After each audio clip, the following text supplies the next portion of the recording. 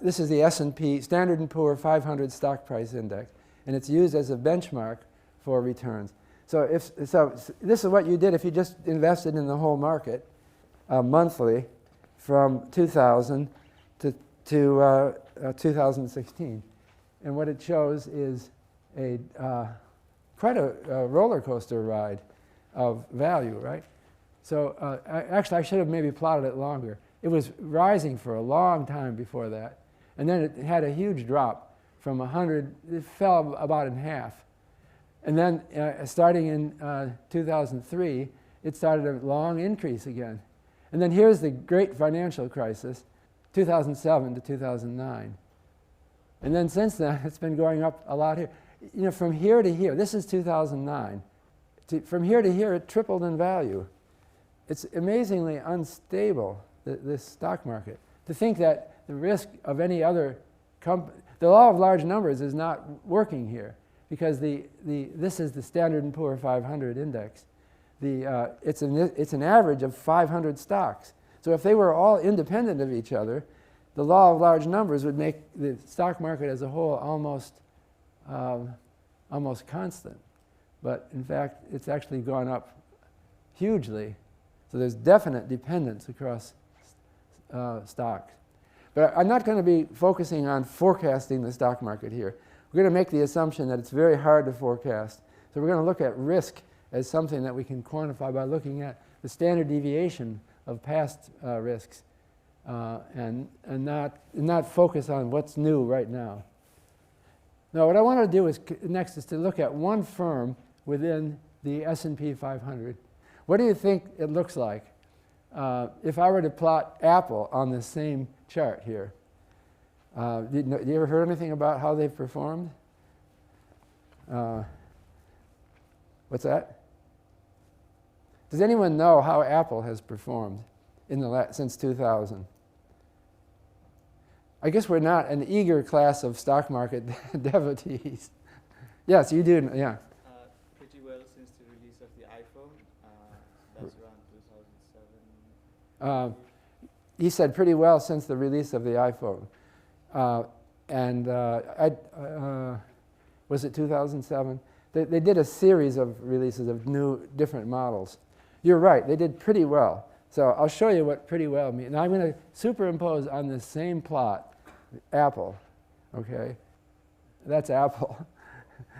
It looks different because I had to scale it down to fit Apple onto it. So this is quite a good performance because I've rescaled both of them to start it at 100, and it's now at, what is that, 3,500, 3,600, something like that. So that means let's say a 40-fold increase in value in 15 years. So imagine that you were taking this class in 2000. I was teaching this class, that would be 15 years ago. But imagine that you were taking this class then, and you came home to your parents and said, you know, I think Apple stock is a great investment. I just have a quick request of you. Could you take out a second mortgage on the house, borrow $400,000, and put it into Apple stock? Well, if you did that in 2000, your parents would now own over $15 million. The problem is, what's the problem with that? The problem is nobody knows the future. If you knew that Apple was going to do that, you would have obviously done this, but nobody knew that Apple was going to do that. So you would also face some problems with your parents if you did that, because starting in 2000, Apple dropped quite a bit, and you lost, looks like 3/4 of your money. It's hard to tell here, right? It was really limping along for 4 years. So you come back 4 years later, and your parents say, do you realize what you did? You made us borrow $400,000, and we're down to 100,000. But then you'd have to be convincing again. No, just hang in there. This is the problem with investing. Hang in there, please. And then it started recovering slowly. So yeah, I think back then, this was before the iPhone, here back in 2001, 2, and 3. So it looked like Apple was washed up. And well, when did they bring Steve Jobs back? Anyone know that? Anyone read about it? I'm assuming you know who Steve Jobs is. Steve Jobs was the founder of Apple Corporation, and he was kind of a difficult guy and kind of quirky, so they fired him. It was his own company, but you can get fired from your own company. And they put in some professional management, whereas he was kind of a little bit strange. The professional management did this. They brought it down to a low value. And then they invited Steve Jobs back. They thought maybe he does have some kind of genius.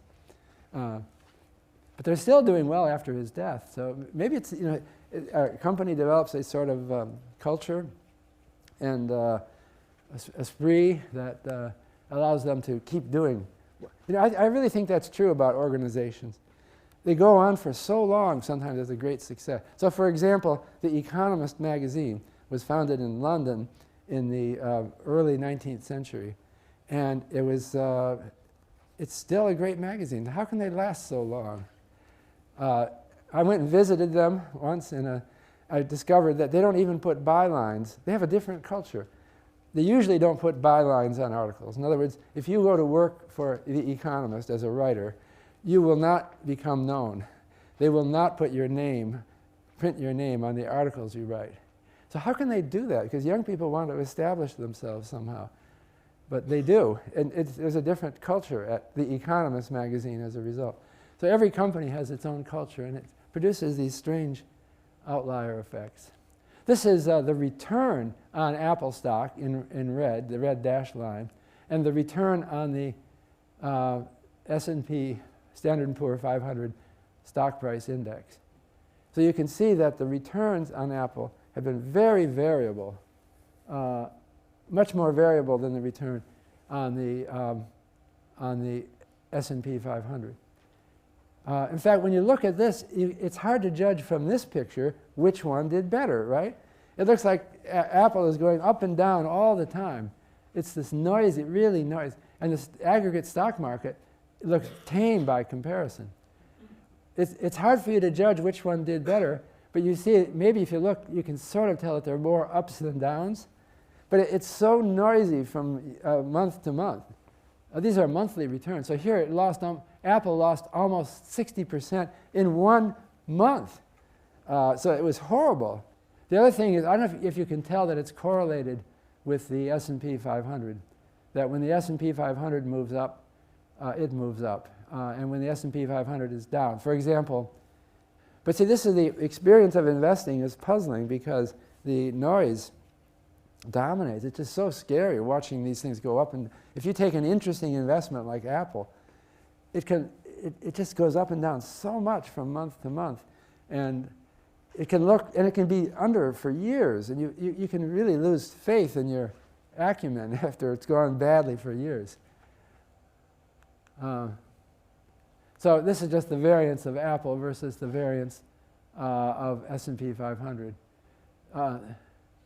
So the standard deviation of Apple capital gain was 12.8 cents a month. That's not annualizing. Annualizing means multiplying it by 12. This is a scatter diagram showing the returns on the S&P 500 on the horizontal axis and the returns on Apple on the vertical axis. And you can see that the scatter has an upward slope to it, which means they're correlated. But there's it's not that strong, an upward slope. So, but when S&P is high, Apple tends to be high in return. And when the S&P is low, Apple tends to be low. But it's more variable. Well, this goes from plus 60 to minus 80. And on this axis, I have minus 50 to plus 50. So Apple is more variable than S&P 500. But you can see that there's a correlation. Actually, it's better if I put a regression line in. This is a line fitted through the scatter of points. And it shows, it has a slope of 1.45, which is greater than 1, which means that Apple overreacts to what happens in the aggregate stock market. And then it has noise on top of that, Apple noise, like Steve Jobs' death noise that doesn't affect the overall stock market. So Apple actually so this is going to be a fundamental concept in this course. The beta of a stock is a measure of how it relates to the stock market. If the beta is 1, then the asset tends to go up and down 1 for 1 in terms of returns with the aggregate market. if the beta is 2, they're kind of rare to see beta 2 stocks. Beta 1.45 is getting high. So Apple reacts more than directly to the stock market. So when times are good, people think they're really good for Apple. And when times are bad, they think it's really bad for Apple. Well, the concept here is market risk versus idiosyncratic risk. So market risk is the risk of the whole stock market. And for an Apple investment, the market risk of that investment is the risk that Apple will do something in reaction to the aggregate stock market.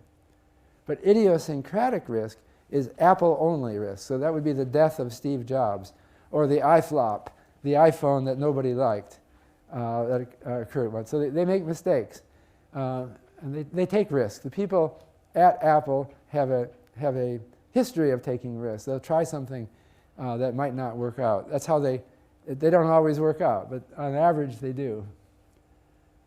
So the variance of the return on a stock is equal to its beta squared times the variance of the market return, and that's called systematic risk, plus the variance of the residual in the regression, the residual in this regression. I think some of this might be, our graduate students can clarify some of these concepts for you. A regression line is a single line that best fits the data in your scatter plot. So how is this calculated? Imagine you have a scatter plot with 50 dots and you start by drawing a line through them. The vertical distance between a given dot and the regression line is that dot's residual, also known as the error of your proposed line with regards to that single dot. So to get a better fit, I can try changing the slope or constant parameter to force the line to go perfectly through dots 1 and 2, but that'll make the residual associated with dot 3 really big. So what do? We want to minimize some combination of all 50 residuals. So statistics proposes the least squares method. What do the different slopes mean? Remember the equation for a line in algebra class, y is equal to mx plus b? The slope m is how much y changes for a 1 unit increase in x. In finance, we call y as the return on Apple stock, x as the return on the market, slope m as beta, and the constant b as alpha. Slope beta tells how much a particular stock co-moves with the market, and thus is a measure of the stock's systematic risk. So the idiosyncratic risk is the risk that the point will lie above or below the line. And you can see there's a lot of idiosyncratic risk for Apple.